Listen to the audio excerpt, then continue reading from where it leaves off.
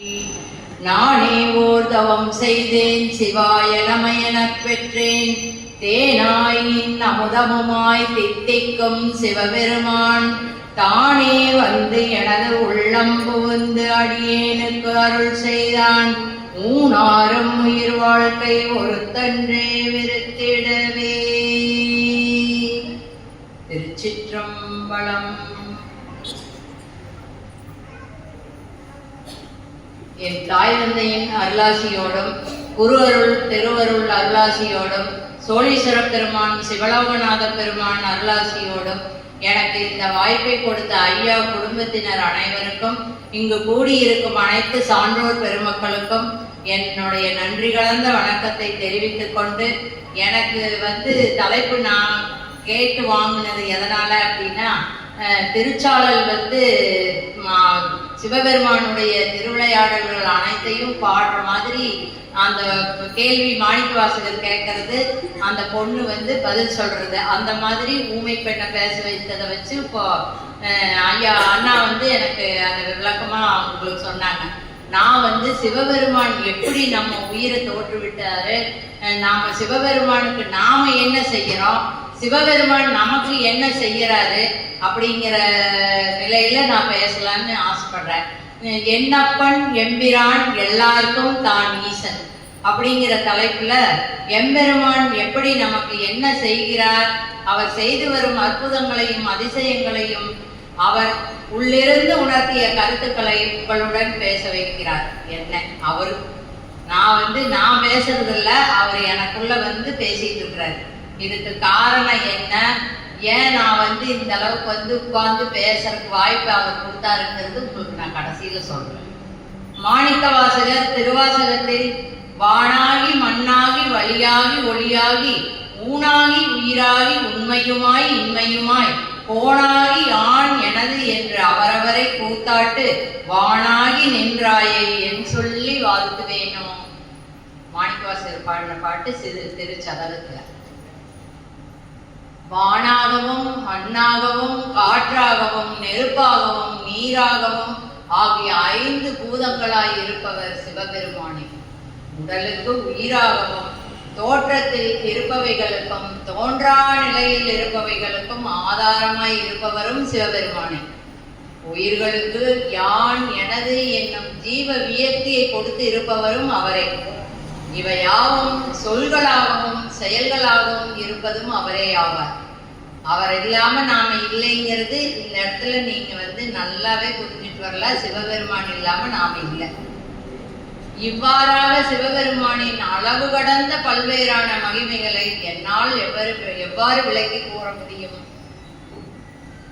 வானை விட பல மடங்கு உயர்ந்த கற்பனைக்கும் எட்டாத ஜோதி சிவபெருமானை அடியேன் முடிந்த அளவுக்கு அவர் புகழை பேச விளைகின்றேன். அடியால் பிழையை பொறுத்து அருள வேண்டும்.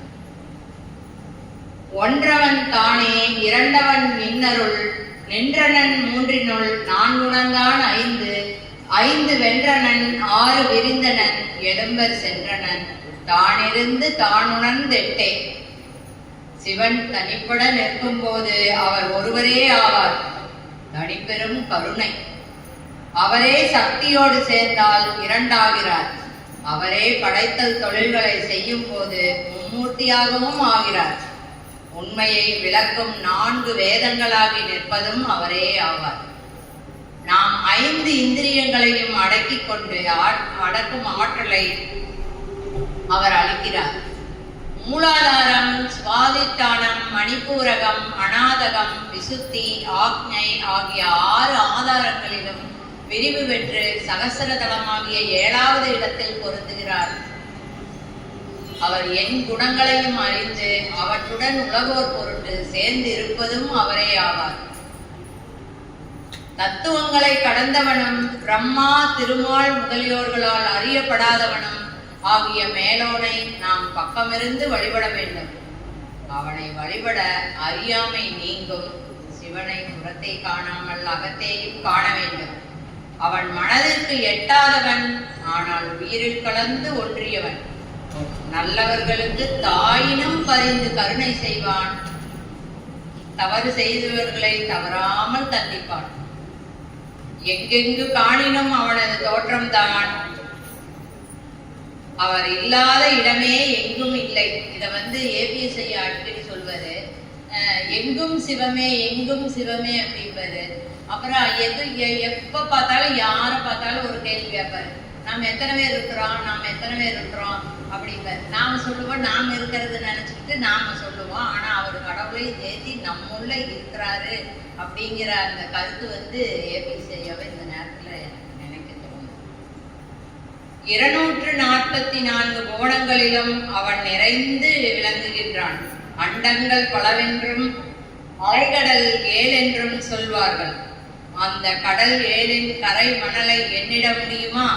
அத்துணை அளவாகவும் பொன்போலும் மின்னி பிரகாசிக்கும் சிவபெருமான் அண்டங்களை இருக்கையாக அண்ட கோஷத்தில் உள்ள அணுக்களிலும் நிறைந்து விளங்குகிறார். மண்ணிற்கு பிரம்மாவையும், நீருக்கு திருமாலையும், நெருப்புக்கு உருத்திரனையும், காற்றுக்கு மகேஸ்வரனையும், வானுக்கு சதாசிவத்தையும் ஆகிய 5வரையும் உருவாக்கி அதிகார புருஷர்களாய் கொண்டு உலக உயிர்களை கண்காணித்து வருகிறார். எல்லாவற்றையும் கடந்து நின்றாலும் அவர் எல்லாவற்றிலும் நிறைந்து நிற்கின்றார். நமது ஆன்மா மனித உடம்பு, தூள உடம்பு, சூக்கும உடம்பு என்று அறியப்படுறோம். தூள உடம்பு வினைபோகத்தின் பயனாய் வினைக்கீராய் மாறி மாறி பிறக்கும் தன்மை உடையது, இறக்கும் தன்மை உடையது. சூக்கும உடம்பில் தான் குணமாகிய மனம்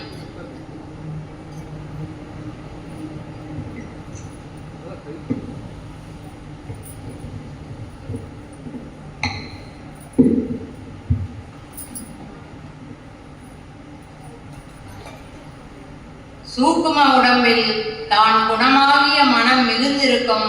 அவ்வழியே ஆன்மா தன்னை ஒளிவடிவாய் காணப்படும். தூள உடம்பு புரிகிற மாதிரி சொல்லணும்னா, நம்ம உடம்பு மாய உடம்பு, அழியும் தன்மை உடையது. நாம இதை காலங்காலமா இதை பார்த்துக்கிட்டே தாங்க இருக்கிறோம். நேற்று குழந்தையா இருந்தோம், இன்று வாலிபனாக இருக்கிறோம், நாளைக்கு மூக்கு இந்த உடல் அழிந்து போகும் தன்மை உடையது.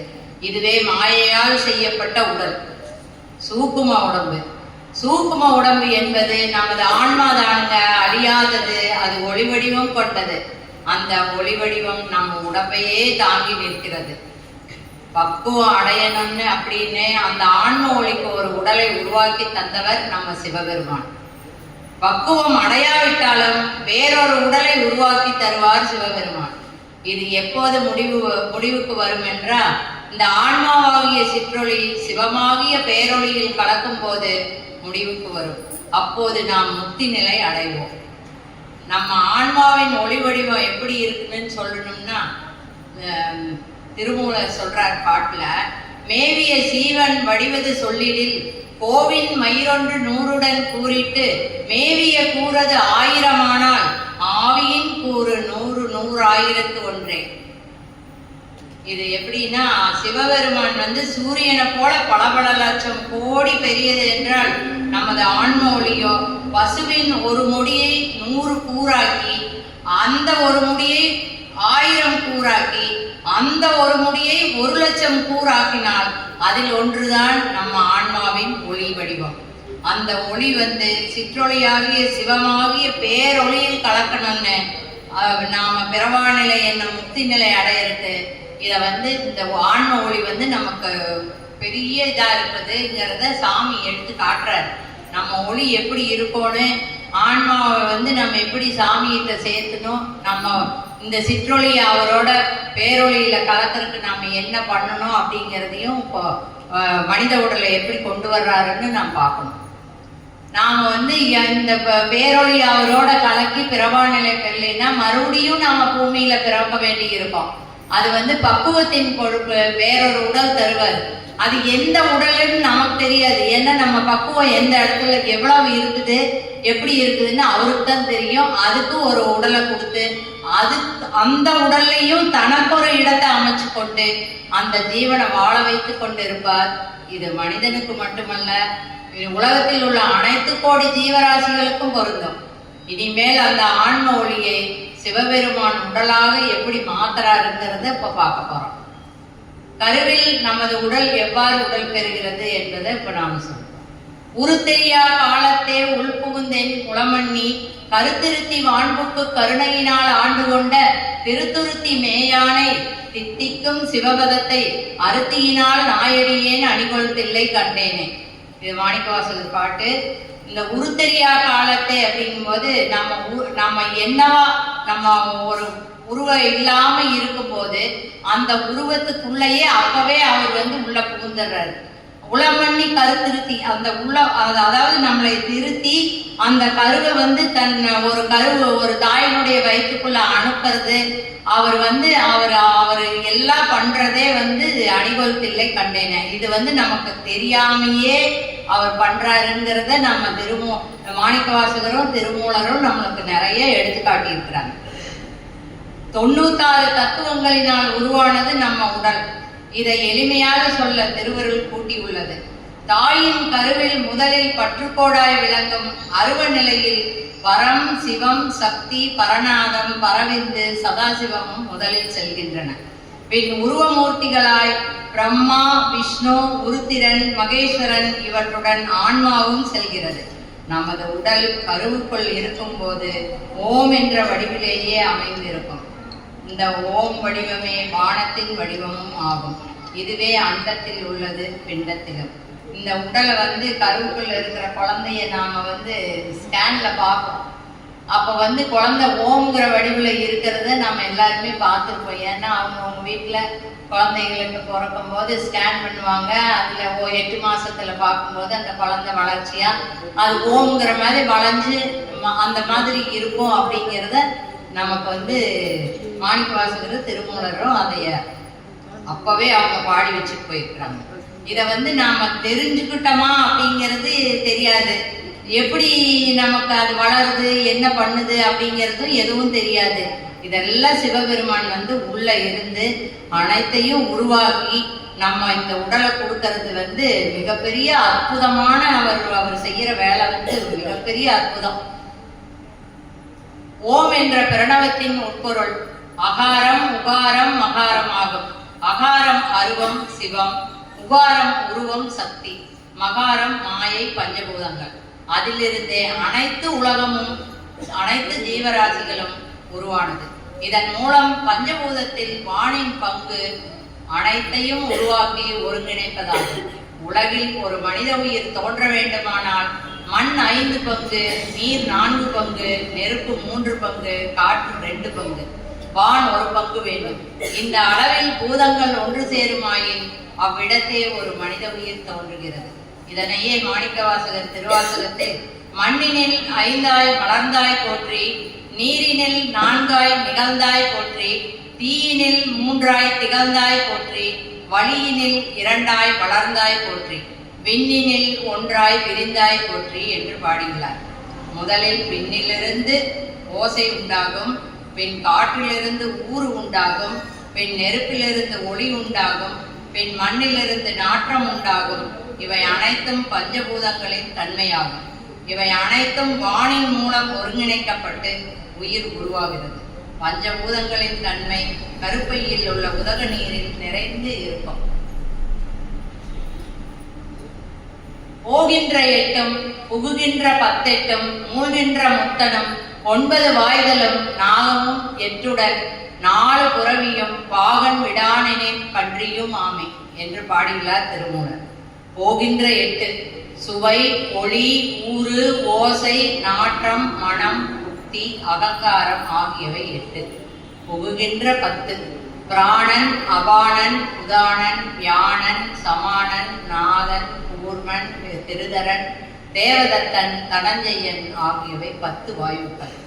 புகுகின்ற 8 காமம், குரோதம், லோபம், மோகம், மதம், ஆச்சரியம், துன்பம், அகங்காரம் ஆகிய விகாரங்கள் 8. 9 வாயு கண் 2, காது 2, நாசி துவாரம் 2, வாய் 1, எருவாய் கருவாய் ஆக 9.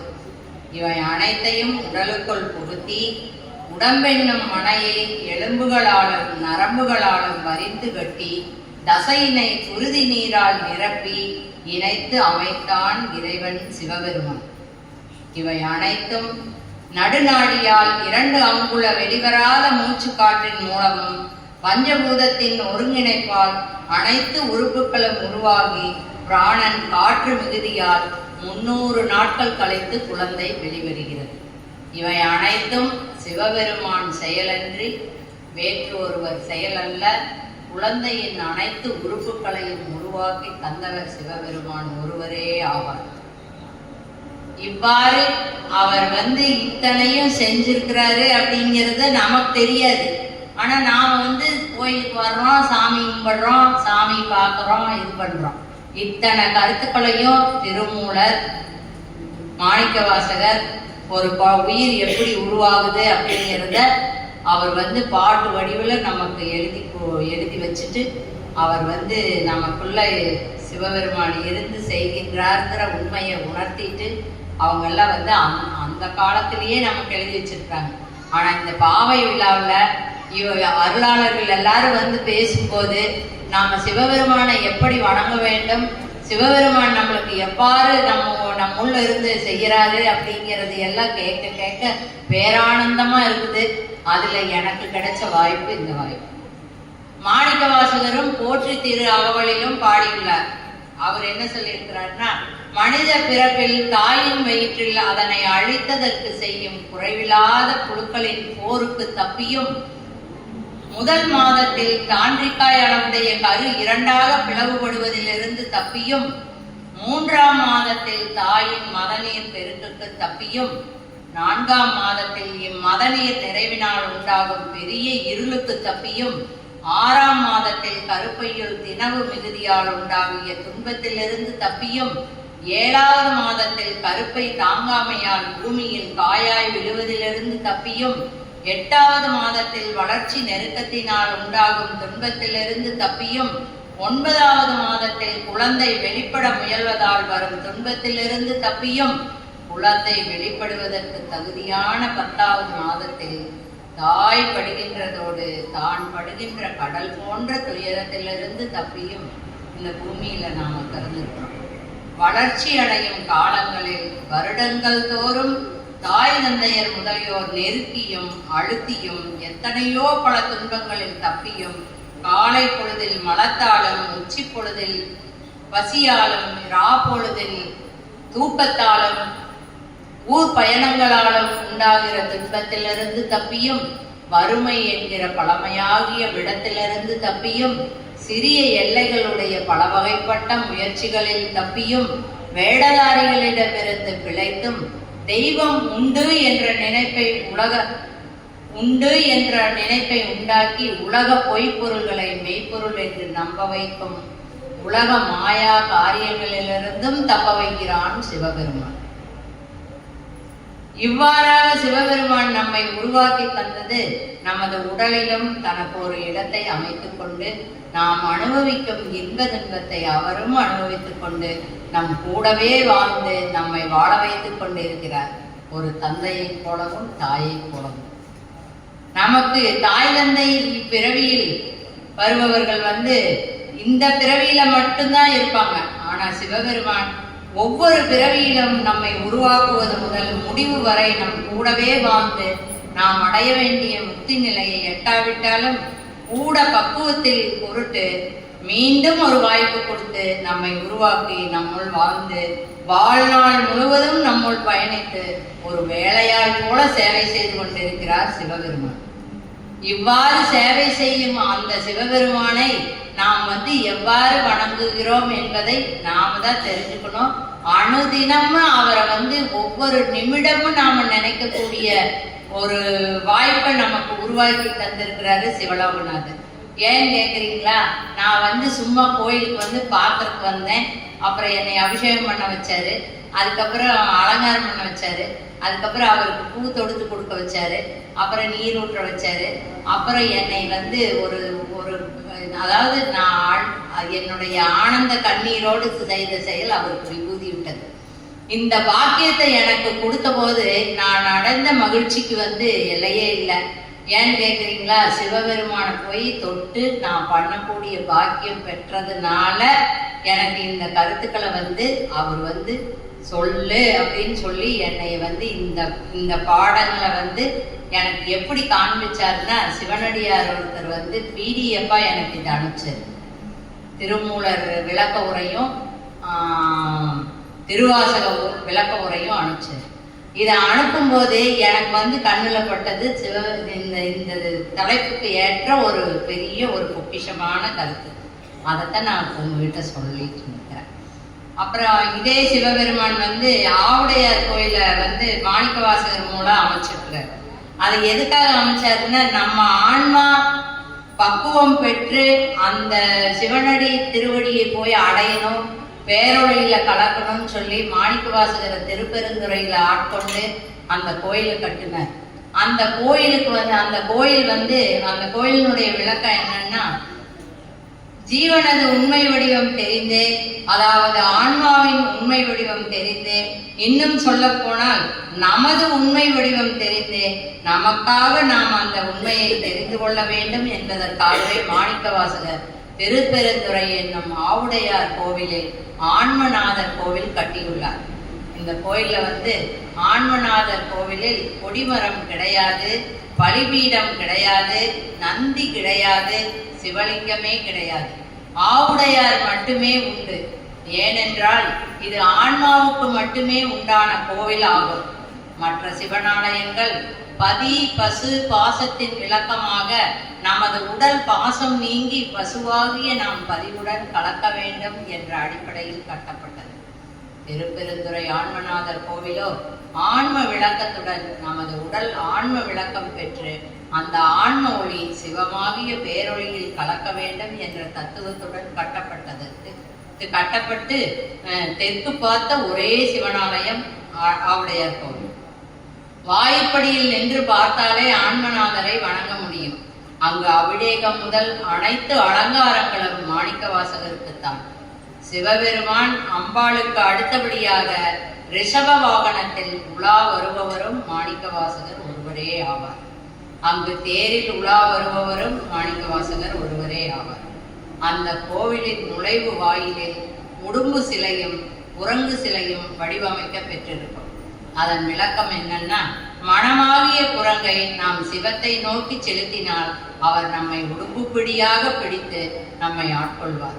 சிவபெருமான் மனித உருவம் தாங்கி தனது பரிவாரங்களுடன் வந்து தங்கி மாணிக்கவாசகரை ஆட்கொண்ட ஸ்தலம் திருப்பெருந்துறை.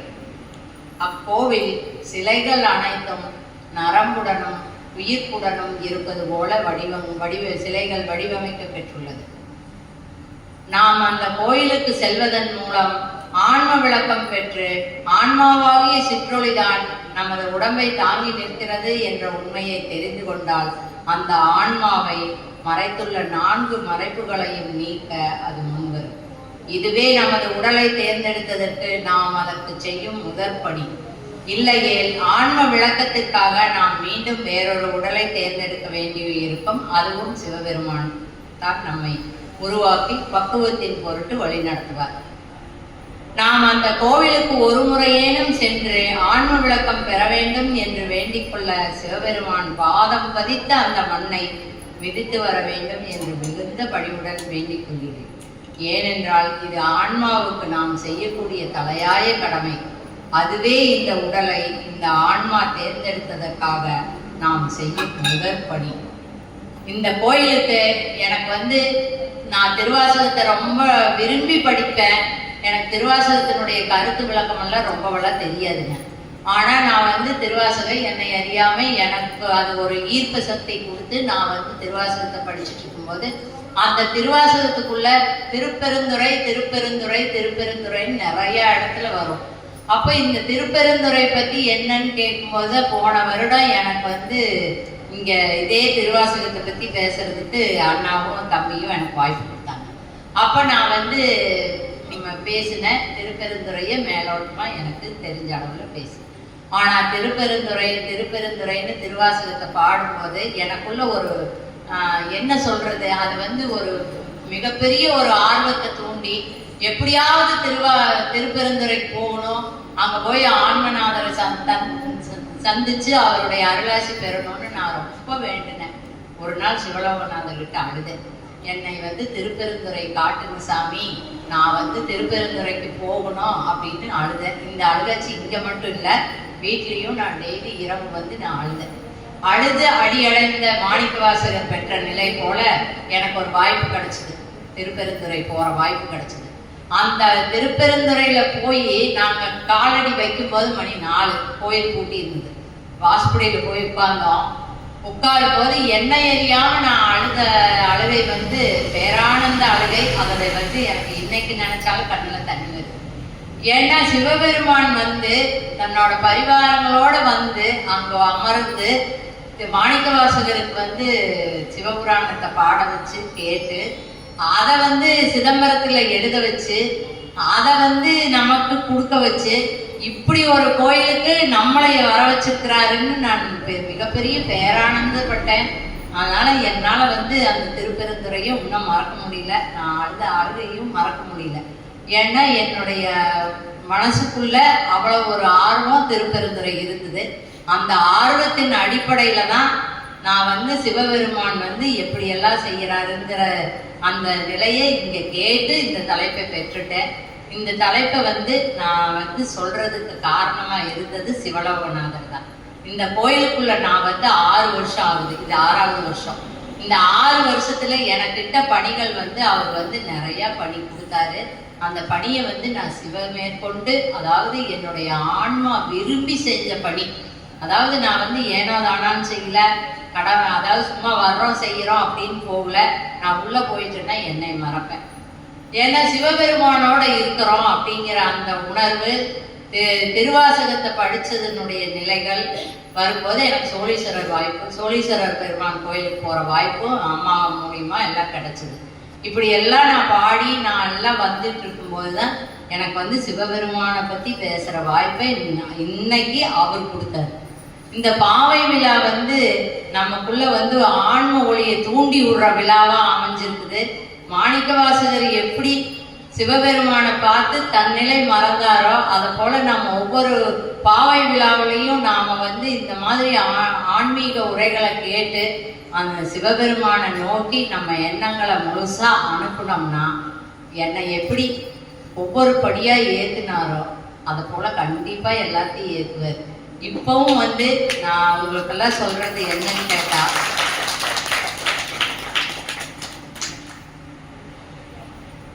என்னையும் ஒருவனாக்கி இருங்கடல் சென்னியில் வைத்த சேவகா போற்றி என்று மாணிக்கவாசகர் பாடினார். ஆனா இந்த சிவலோகநாதர் சோழீஸ்வரர் என்னை ஒரு பொருளா மதிச்சு எனக்குள்ள இருந்த அந்த உயிரையும் உணர்வையும் தூண்டிவிட்டு இந்த ஆன்மாவுக்கு அந்த ஒரு நிலை பெற வேண்டும்னு அவர் என்னை தேர்ந்தெடுத்தார் பாருங்க. அதுக்கு என்னுடைய வாழ்நாள் முழுவதும் நான் வந்து நன்றி கடன் பட்டிருக்கிற சிவலோகநாதருக்கும் சோழீஸ்வர பெருமானுக்கும். இந்த ஊர்ல வந்து நான் வந்ததுக்காக ரொம்ப பெருமைப்படுறேன். சிவலோகநாதர் கோயில்ல நான் வந்து பிரார்த்தனை பண்றது எல்லாமே வந்து ஆத்மார்த்தமா இருக்கும். இதோ மாதிரி எல்லாரும் அன்போட, அவர் வந்து நம்ம கிட்ட வேற எதுவுமே கேட்கறது இல்லை. நம்ம கிட்ட கேட்கிற அவர் ஒண்ணுதான், அன்போட வணங்கணும், ஆத்மார்த்தமா எண்ணணும். அவரை வந்து இங்க வணங்குறது மட்டும் இல்லாம நம்ம வீட்லயும் நினைக்கலாம். மனசார எண்ணி நாம மனசார வணங்கி நல்ல இதா வரும்போது அவர் நம்ம கூடவே இருந்து நம்மளை எத்தனையோ இதுல இருந்து காப்பாத்துறாரு. அந்த அனுபவங்களை எல்லாம் நான் சொன்னேன்னா ரொம்ப கதையாட்டு போயிட்டு இருக்கோம். அவ்வளவு அனுபவங்கள் எனக்கு கொடுத்துட்டு இருக்கிறாரு. இதை நீங்க எல்லாரும் பெறணும். சிவலோகநாதரையும் சிவபெருமான் அந்த சிவலோகநாதரை கும்பிட கும்பிட கும்பிட கும்பிட உங்களுக்குள்ள என்ன மாற்றங்கள் வருதுன்னு நீங்களே உணரலாம். இது வந்து உணர்ந்து சொல்லக்கூடிய ஒவ்வொரு வார்த்தைகளும். நாம வந்து சிவபெருமான் கிட்ட இருந்துதான் வந்தோம். அவர் தான் நம்ம உடலை உருவாக்கி கொடுத்தாரு. சிவனாலயம் தான் நம்ம சொந்த வீடு. இப்ப இருக்கிற நம்ம வாழ்கின்ற வீடெல்லாம் வாழ்க்கை வீடெல்லாம் நம்ம வந்த வீடு. நாம திரும்பவும் சொந்த வீடாகிய சிவபெருமானிடம் சென்றுதான் முக்தி நிலையை நம் பிறவா நிலையை அடைய முடியும்னு சொல்லி நமக்கு எல்லாம் நிரந்தர தாய் தந்தையாக இருக்கக்கூடியவர் சிவபெருமான் ஒருவரே ஆவார் என்று சொல்லி சிவனை வழிபட தந்தையாகவும் அவர் அனைத்து மாயா சக்திகளையும் விளக்கி நம்மை நிரந்தரமாக பாதுகாப்பார் என்றும் சொல்லி நாம் வந்து இந்த நிலையை பெறதுக்கு நாம் வந்து கோடி தவம் செஞ்சு தான் இங்கே வந்திருக்கிறோம். நேற்று அண்ணா அவர்கள் சொன்னாங்க, முந்தானையில் அவரு சொன்னார், அம்பலத்தரசு ஐயா சொன்னார். எல்லாம் வந்து என்ன சொல்கிறாங்க அப்படின்னா, சிவபெருமான் தான் உயர்ந்த தெய்வம், உயர்ந்த தெய்வம், உயர்ந்த தெய்வம்னு சொல்கிறாங்க. அந்த சிவபெருமான் செய்கிற வேலையை என்னப்பன் எம்பிரான் எல்லாருக்கும் தான் ஈசனாக இருந்து இத்தனை வழி அவர் வந்து நமக்காக செய்து நம்ம எல்லாம் வழிநடத்திட்டு இருக்கிற அந்த சிவலோகநாதரை வணங்கி எனக்கு இந்த வாய்ப்பை கொடுத்த அண்ணா அவர்களுக்கும் தம்பி அவர்களுக்கும் என்னுடைய நன்றியை தெரிவித்து எனது உரையை நிறைவு செய்கிறேன்.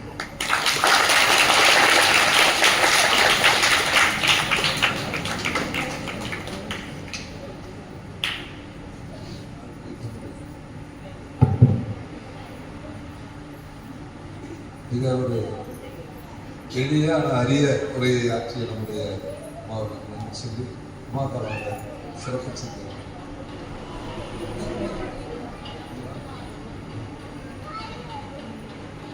நீங்க தானே அவங்களுக்கு வழிகாட்டி சொல்லி சொல்லி ஐயா அவர்கள் இந்த நூலை அம்மா அவர்களுக்கு படிச்சிருக்கிறார்.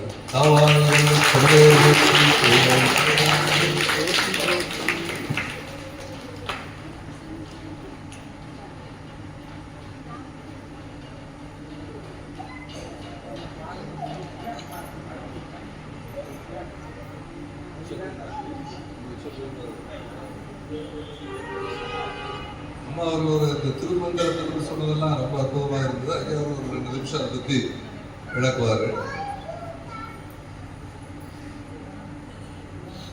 சொல்லி நன்றியை சொல்வார். காவாய்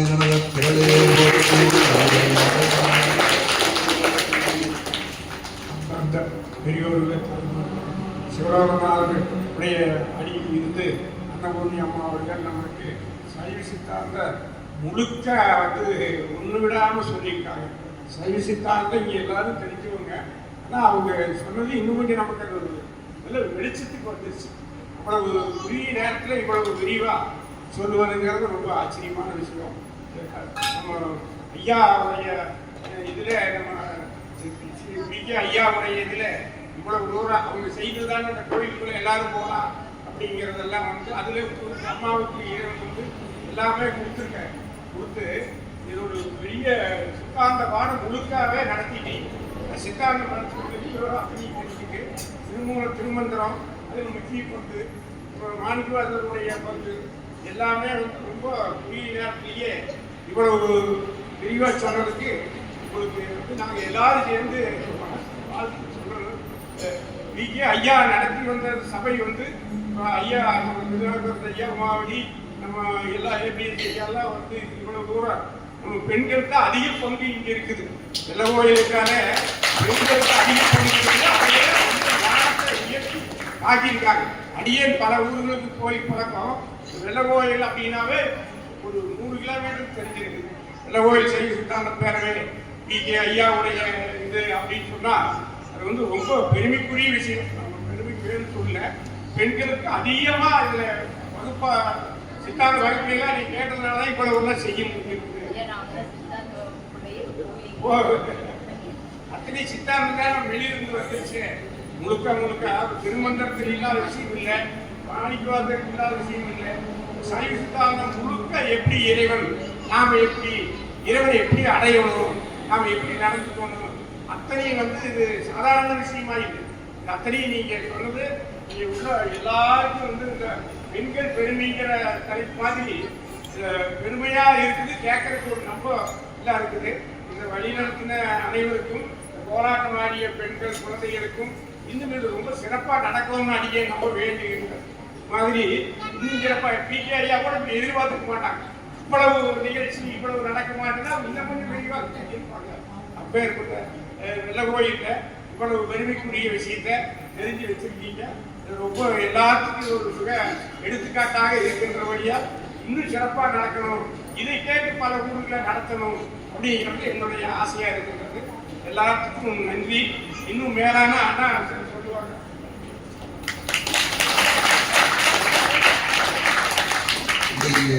அம்மா சொன்னதுல ஒரு கருத்து, நாம் நினைச்சிட்டு பெண்களுக்கு தான் பூந்த வீடு பிறந்த வீடு. எல்லாத்துக்கும் நம்ம ஆண்கள் பெண்கள் எல்லாத்துக்கும் புகுந்த வீடு இந்த உலகமும் நம்ம உண்மையான வீடு அங்க இறைவனுடைய திருவடியும் அப்படிங்கிறது ஒரு அருமையான உதாரணம் மூலமாக சொன்னார்கள். இது ஒரு பெரிய வளர்ச்சி என்னன்னு கேட்டோம்னா, நம்ம அடுத்த ஆண்டுல இருந்து இன்னும் நிறைய பெண்கள் தான் பேசணும். இப்போ இன்னைக்கு இவங்க பேசுறாங்க, நாளைக்கு சுகந்தி வித்யா பேசுறாங்க. இன்னும் அடுத்த வருகிற ஆண்டுகள்ல பூரா பெண்களாகவே பேசணும். இந்த திருவம்பாவை விழா சிறப்பாக இருக்கும் என்று சொல்லி வாழ்க்கையும் நீங்கள் சொல்லுங்கள். வான் முகில் வழாது பெய்க, மறுவளம் சுரங்க,